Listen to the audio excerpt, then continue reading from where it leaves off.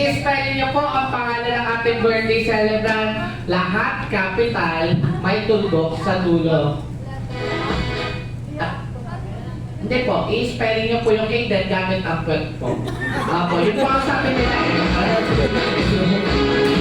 Gamit ang puwet. Lahat capital, may tuldok sa dulo. Ready? Mga ma'am, bago tayo ang spelling, kamay sa bewang. Yan, alright. Kami sa bewang po, kami sa bewang. Alrighty. Mga ma'am, dalawa lang po ang instruction ko. Pag hindi po kayo nagsabay-sabay 5, ulit. At kung sino man po ang hindi makakasabay, magsosolo sa gitna. Alrighty. Simulan natin sa capital letter C. Capital, big letter. Kaya bahala kung pakanan o pakaliwa. Sige, pag-usap-usapan niyo po. Paano capital letter C? Pagano lang po. Gamit ang puwet ha. Ready? Capital letter C in 1, 2, 3, go!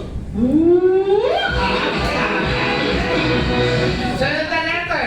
Capital letter A. O, pag-usap-usapan. Capital po, capital. Capital letter A. Malaking letter A.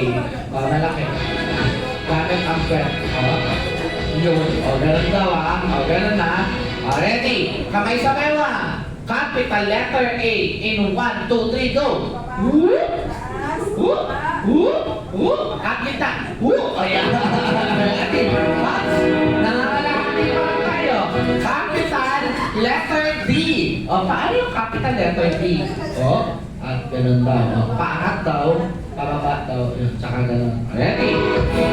Capital letter D in 1, 2, 3, go!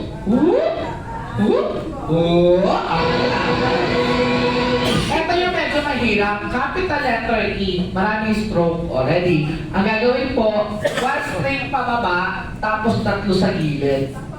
Oo. Ayun, 2, 3. Ayan. Ganun daw ang gagawin ha. Ready? Capital letter E in 1, 2, 3, go!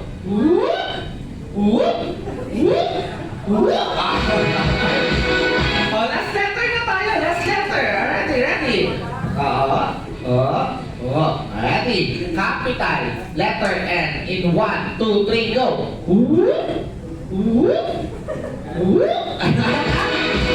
Ang tuldok sa dulo. Yung tuldok pa. May tuldok pa tayo. Gamit ang puwet. Sana dito man lang po magsabay-sabay, no? Tuldok lang po, tuldok. Gamit ang puwet. Ready? 1, 2, 3, go! Maraming salamat. Pwede na kayo po. Baka makakalayan. Ready? Hanapin ang sarili-sarili ko po dahil isoserve